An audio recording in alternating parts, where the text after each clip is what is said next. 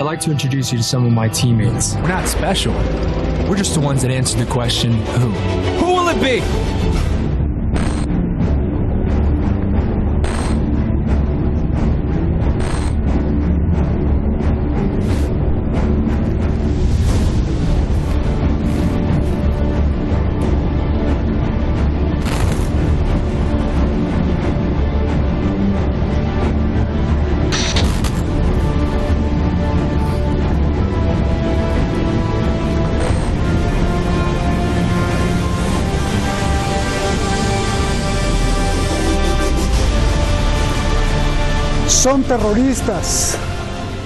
Son terroristas, todos estos que usted ve ahí son los militares de Estados Unidos y son terroristas, es lo que sentencia el Parlamento de Irán. Nada de lo que le venden al mundo es real porque apoyan al terrorismo y porque son terroristas, dice una nueva ley que acaba de aprobar el órgano que representa al pueblo iraní. Esta medida no se hubiera aprobado si Donald Trump hubiese escuchado a Irán y al Pentágono. Pero el showman hizo su voluntad. ¿Qué traerá todo esto? Irán alerta que a partir de ahora los militares de Estados Unidos no tendrán calma ni paz. Soy Roberto de la Madrid y esta noche en Detrás de la Razón, la presión está al máximo.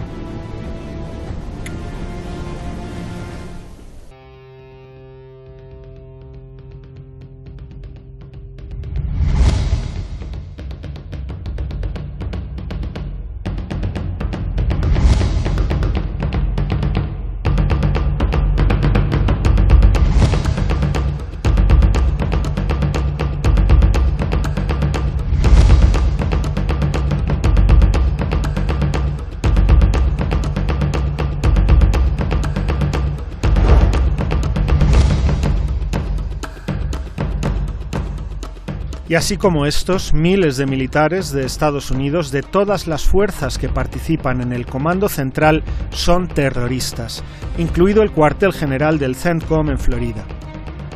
Esto es lo que declaró y certificó en una ley el Parlamento de Irán. Es decir, los militares de Estados Unidos tendrán que ser tratados como terroristas. Según la ley de Irán, un terrorista puede ser sentenciado a la pena capital y ser ejecutado.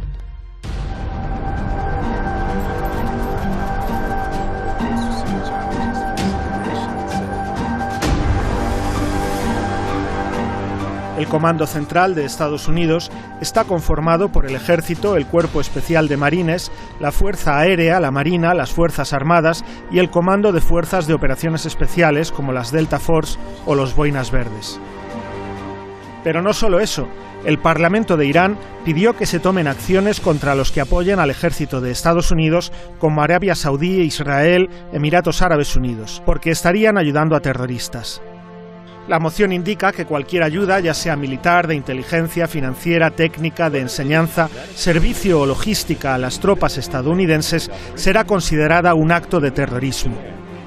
Y no solo eso, el Parlamento iraní pidió a la inteligencia de Irán que haga una lista de todos los comandantes de Estados Unidos para juzgarlos en la Corte de Irán como criminales y terroristas.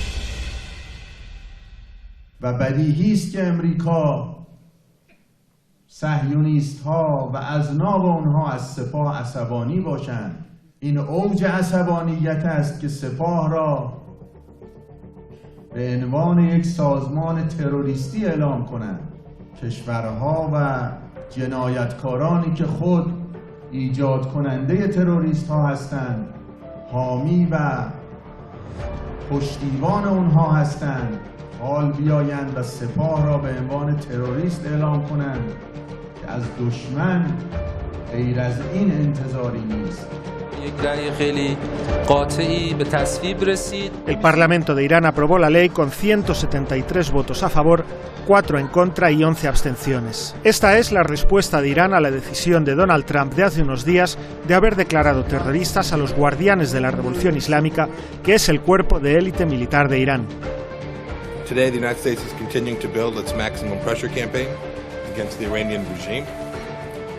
I am announcing our intent to designate the Islamic Revolutionary Guard Corps, including its Quds Force, as a foreign terrorist organization. Ahora quizás no corran la misma suerte los militares de Estados Unidos si vuelven a ser capturados por Irán como en enero de 2016 en el Golfo Pérsico.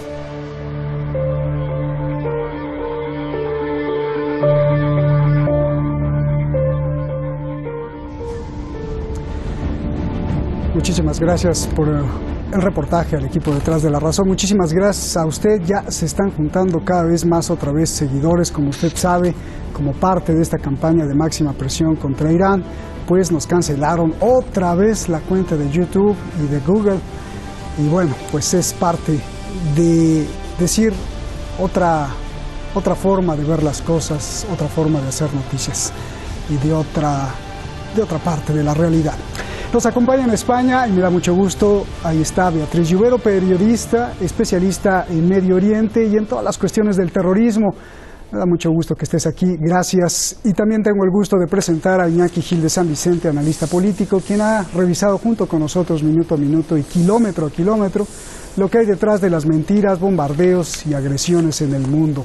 Gracias, Iñaki. Les ruego un minuto para cada respuesta. Beatriz, comienzo contigo. El Parlamento de Irán da un paso Buenas más. noches, Roberto. Gracias. El Parlamento de Irán da un paso más grande que Estados Unidos. Declara al Comando Central de Estados Unidos como terrorista.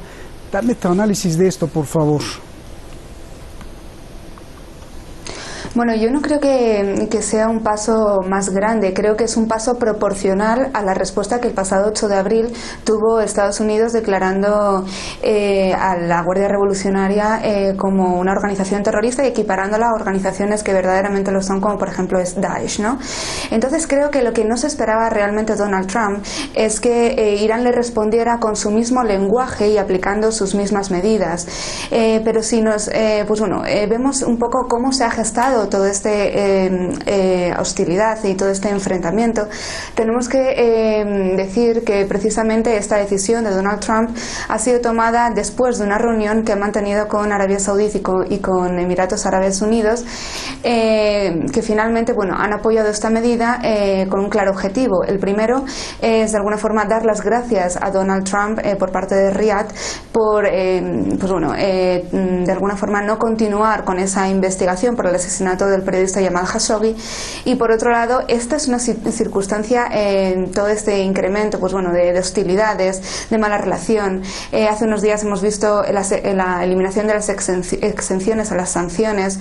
Esto es algo que beneficia sin duda a los socios de Estados Unidos, que son Arabia Saudí, Emiratos en este caso, y concretamente a sus petroleras. De hecho, Aramco, que es la petrolera de Arabia Saudí, va a suplir esa carestía de petróleo por el bloqueo a Irán, y también lo hará ExxonMobil, que por cierto ExxonMobil estuvo dirigida, y esto es un dato muy a tener en cuenta, hasta el año 2016 por Rex Tillerson, que fue ministro de Exteriores con Donald Trump. Entonces vemos que todo esto que se está orquestando, y esta escalada de tensión es algo que parece bastante preparado por parte de la administración, y a lo que sin duda el gobierno iraní ha tenido que responder aplicando sus mismas medidas y su mismo lenguaje, como digo. Y hay otro punto a tener en cuenta también, y es que el gobierno de Irán, concretamente el ministro de Exteriores Zarif, en reiteradas ocasiones, la última hace tan solo unas horas, ha tendido la mano al diálogo, y por enésima vez Estados Unidos ha dicho que no. Bien. Iñaki, Estados Unidos siempre hace show, pero Irán no hace show. ¿Qué significa que Irán haya declarado terroristas a las fuerzas del CENTCOM, del Comando Central, que incluye muchas ramas: Marina, Marines, Fuerzas Especiales, Fuerza Aérea, las Delta Force, los Boinas Verdes? Por favor, Iñaki. Bueno, en lo que se llama la geoestrategia, o también visto desde la perspectiva de la historia militar, hay como una especie de ley, una especie constante, y es que cuando un país responde con las medidas idénticas, pero desde la perspectiva contraria al país agresor, es que está señalando de que está dispuesto a recurrir a los mismos métodos que el país agresor para defenderse, ¿no? Podríamos poner multitud de ejemplos al respecto, de tal forma que ya se considera como una medida de reciprocidad admitida en la práctica, no legalmente todavía, aunque hay debates, admitida en la práctica como una advertencia, más que como una advertencia, es un aviso al mundo de que el país agredido está dispuesto a recurrir a los mismos métodos de defensa desde su perspectiva, y este segundo aspecto es central.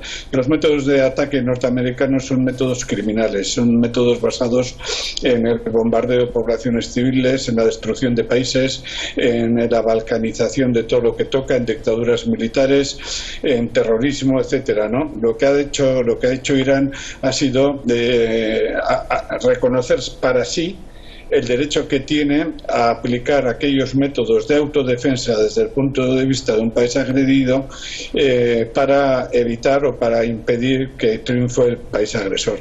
En estrategia militar y en historia militar esto es una medida que ya indica un paso más hacia un conflicto más serio y más grave, ¿no? Esta es la realidad.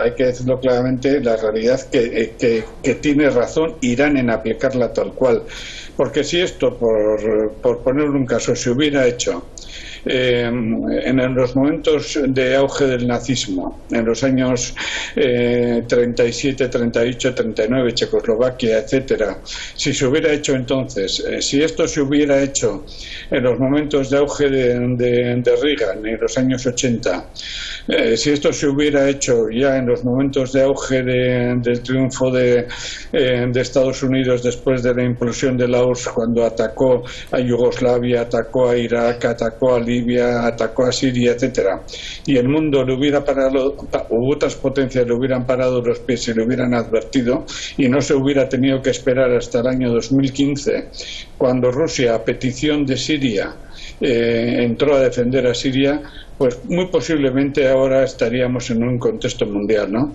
Un último dato. Que yo sepa, solamente ha habido una decisión similar, no en el plano militar, pero sí en el plano económico, una decisión similar a la que con todo derecho ha tomado Irán. Es la decisión que tomó Lula, presidente de Brasil, de tratar a los turistas norteamericanos con la misma falta de consideración, el mismo desprecio, la misma exigencia absoluta, el mismo trato inaceptable que Norteamérica hacía hacia los hacia los turistas de América Latina y en concreto hacia los turistas brasileños. La suerte de Lula la conocemos. Esperemos que Irán no sufra la suerte de Lula. Bien, pues ya te iba a preguntar, Iñaki, si los soldados de Estados Unidos cumplían con las características de ser terroristas, tal como los declaró el Parlamento de Irán. Pues ya me contestaste hasta más. A ver, Beatriz, vea, la ley que aprobó el Parlamento de Irán establece que los militares de Estados Unidos son y serán tratados como terroristas. En Irán, la ley penal establece que un terrorista puede ser ejecutado ya que puede alcanzar la pena capital. ¿Qué significa esto? Bueno, eso significa que Irán va a aplicar de alguna forma su propia legislación. En la legislación iraní se contempla la pena de muerte, pero no nos escandalicemos, como también se contempla en otras legislaciones del mundo, como es el caso, por ejemplo, de Estados Unidos, que además aplica pues, bueno, otros métodos que bueno, están siendo aplicados en centros como Guantánamo, ¿no? Entonces, bueno, esto significa simplemente que Irán va a aplicar su legislación y Irán es un país soberano y por lo tanto puede hacerlo sin ningún tipo de problema. Hay un dato en todo esto, y respondiendo, si me permites brevemente a Iñaki, a lo que estaba diciendo, a mí me resulta llamativa además que el único país, y hablo de Estados Unidos, que ha violado un acuerdo internacional que es el de proliferación de no armamento, que impide a Irán obtener armas nucleares, vaya ahora a sancionar a otros países, y así lo está haciendo, que sí que cumplen con el acuerdo. Es decir, toda esta estrategia de la administración de Donald Trump corresponde a un único objetivo, y el objetivo es el de asfixiar la economía iraní. ¿Por qué? Bueno, pues porque asfixiando la economía iraní y haciendo que sea el propio pueblo iraní el que se revuelva en contra de su gobierno, es la única forma que tiene Donald Trump de penetrar en Irán.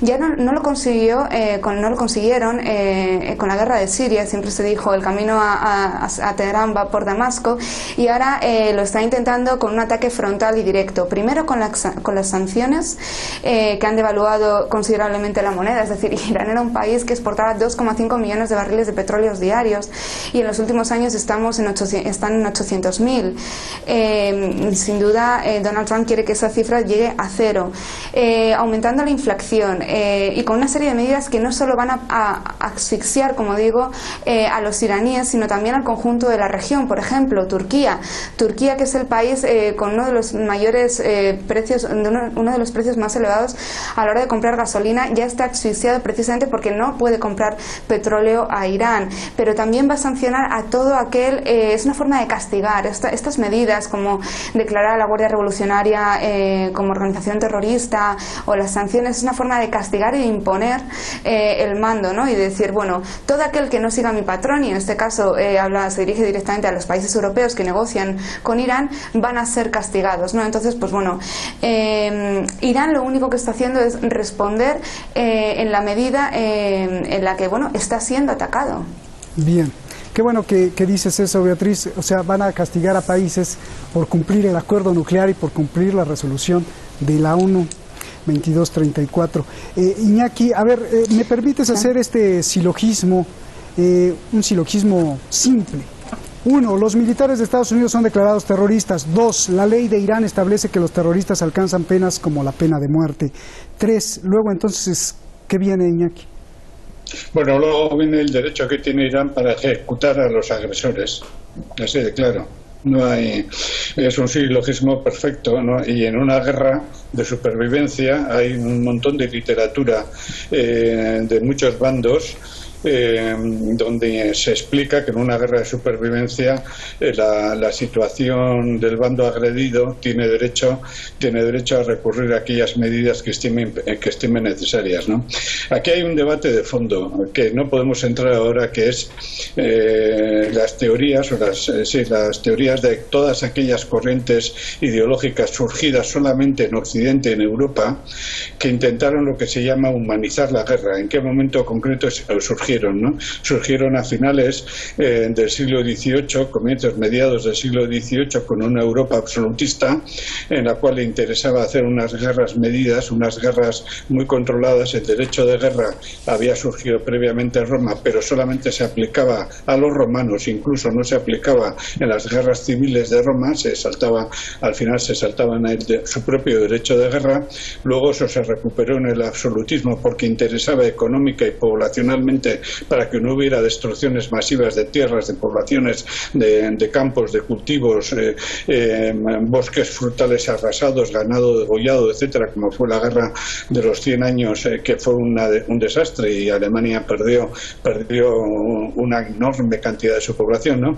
Pero a partir de ahí se ha hecho creer a todo el mundo que las leyes de la guerra rigen. Las leyes de la guerra surgieron en aquel momento, y Occidente no las respetó nunca para el exterior. Nunca las ha respetado para el exterior. Mientras que en Occidente se discutía el Tratado de Ginebra, otros tratados con los prisioneros de guerra, eso era exclusivo para Occidente, para los países entre comillas liberados, civilizados, ¿no? En el exterior jamás se ha respetado las poblaciones de otros pueblos, ¿no? Ni incluso las cruzadas, ¿no?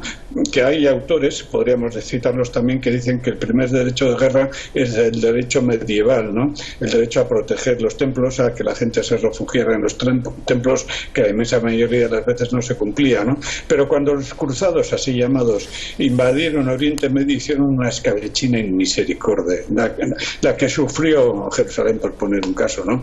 Fue una masacre impresionante. Desde entonces el derecho de guerra es solamente una aplicación en Europa.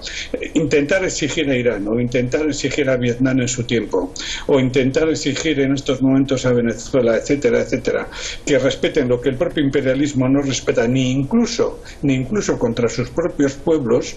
Veamos la represión que se está produciendo ahora en Gran Bretaña contra el movimiento ecologista, veamos la represión que se está produciendo ahora en Francia contra los chalecos verdes, veamos la ley Mordaza en el Estado español, veamos la decisión alemana de una ley para perseguir a la izquierda europea. Exigir a Irán que cumpla eso es un crimen. Ya me los cambiaste a los chalecos amarillos. Oye, te preguntaba qué vamos a ver a partir de hoy en el Golfo Pérsico, porque pues ahí constantemente se cruzan las fuerzas de Estados Unidos y de Irán.